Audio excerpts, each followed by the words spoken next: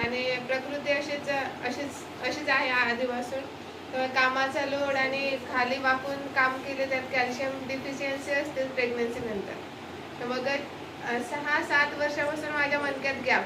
आधी हा झाल्यावर एक मुलगा झाल्यावर एका मणक्यात गॅप, नंतर मुलगी झाल्यावर 2 मणक्यात गॅप, मुलगी 2 वर्षात झाल्यावर आता 4-4 मणक्यात गॅप. म्हणजे त्या दिवशी रिपोर्ट मी 1 महिन्याच्या आधीच काढला. फार त्रास होत होता. थोडंसंही काम केलं तरी ते सूज आणि त्याच्यामुळे मग सगळं अंग जड होणं. मग मी गेली ऑर्थोपॅडिककडे तिकडं.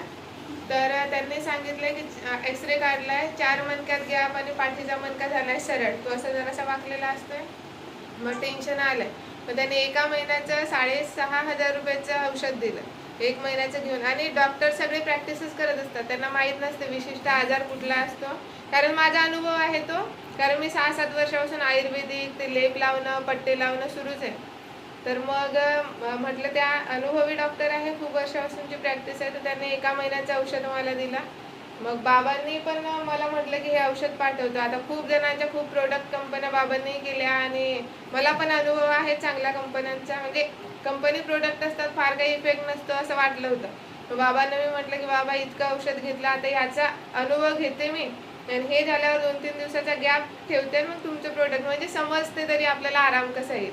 ते औषध घेतलं तर त्यांनी पेनकिलर एक सोबत दिलीच होती. पेनकिलर सोबत दिली म्हणून थोडासा आराम पडत होता. पण काय होतंय, जेव्हा आपण औषधं घेतोय ना तर त्यांना ॲसिड तयार होते.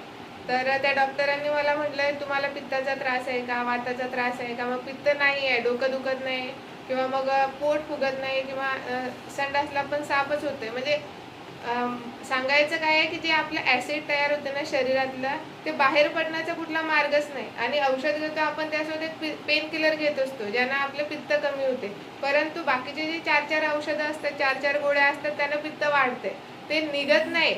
मग जेव्हा ते निघत नाही ना तेव्हा ते मणक्यावर जाते. म्हणजे ते ॲसिड मणक्यावर जाते, मणक्याची झीज होते. आणि कॅल्शियम नसल्यामुळे मग ते डायरेक्ट त्याच्यावर अटॅक करते, त्याच्यामुळे ते झीज होत होते. नंतर हे औषध घेतलं 2 दिवस मी. त्यांनी सांगितलं त्या औषधाने इतका फरक पडला नाही, कारण मला ती सवय झाली होती गोळ्यांची, एवढं काही माहीत नव्हतं. आणि नंतर मग बाबांनी सांगितलं की हे घे. मग ह्यानं काय केलं, मी जेवण झाल्याच्या नंतर गरम पाण्यात घेत होते तर त्यांना सुद्धा ॲसिडिटी होतच होती. मग बाबांनी सांगितलं 3ऱ्या दिवशी की जेवणाच्या मध्ये घे.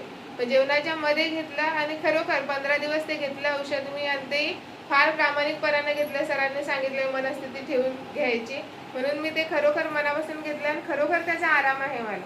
म्हणजे तेव्हापासून बॉडी